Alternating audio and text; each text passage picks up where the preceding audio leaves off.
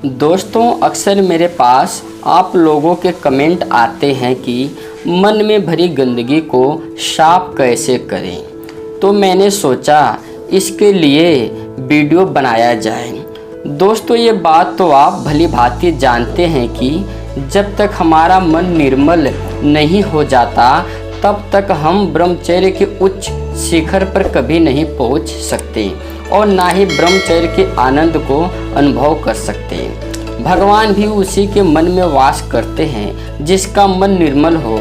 इसलिए तो कहा गया है, निर्मल मन मन सो मोहि पावा, मोहे कपट छल छिद्र न भावा।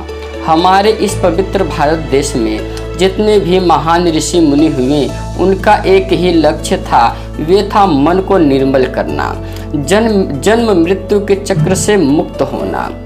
क्योंकि भगवान श्री कृष्ण ने गीता में अर्जुन से कहा था कि मने मनुष्यारा कारा बंधन मोक्ष योग, अर्थात ही बंधन का कारण है और मन ही मुक्ति का कारण। मन हमारा मित्र भी है और मन हमारा शत्रु भी है। जब पूरी तरह से मन के हिसाब से हम चलते हैं तो मन हमको भटका देता है, और जब हम मन को नियंत्रित करके अपने हिसाब से चलते हैं तो आप अपने ज़िंदगी में जो पाना चाहते हो सब आपको मिल जाएगा। इसलिए सबसे पहले मन को परिशुद्ध करो। इसको शुद्ध करने की मैं आपको कुछ उपाय बताता हूँ। अब आपने ये तो गौर किया होगा कि जितने भी महान ऋषि मुनि हुए वे ज़्यादा से ज़्यादा ध्यान करते थे। कभी आपने इसके पीछे का विज्ञान जानने की कोशिश की? दोस्तों, ध्यान जो हमें अपने आप का स्वयं की गहराइयों से ले जाता है, ध्यान एक ऐसी टेक्निक है जो हमारे चंचल मन की चंचलता को दूर कर मन को निर्मल करता है।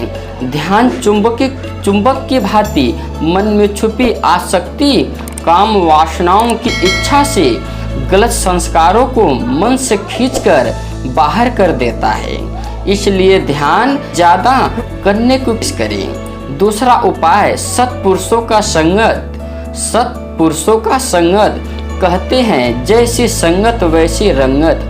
हम जैसे लोगों के संपर्क में रहते हैं हमारे मन में वैसे ही विचार उठते हैं। इसलिए हमें कुसंगत को छोड़कर सत्संगत में बैठना चाहिए।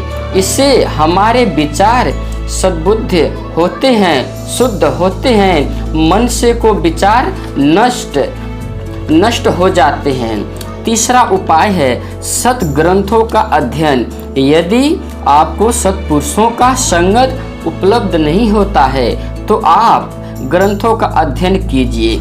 यहाँ भी सत्य है, हम जैसे ग्रंथ पढ़ते हैं, जैसा साहित्य पढ़ते हैं, वैसे ही विचार हमारे मन में उत्पन्न होते हैं।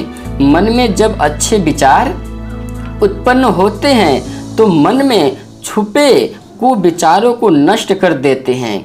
चौथा और सबसे बढ़िया उपाय है स्वयं को व्यस्त रखना।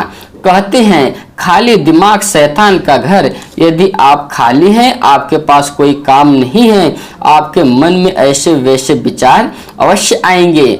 इसलिए हमेशा स्वयं को व्यस्त रखिए ताकि आपके दिमाग को सोचने का समय ही न मिले।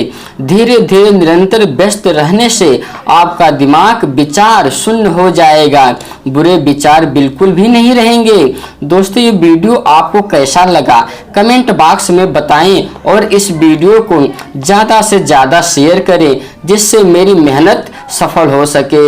हमारे चैनल को सब्सक्राइब करना बिल्कुल भी ना भूलें।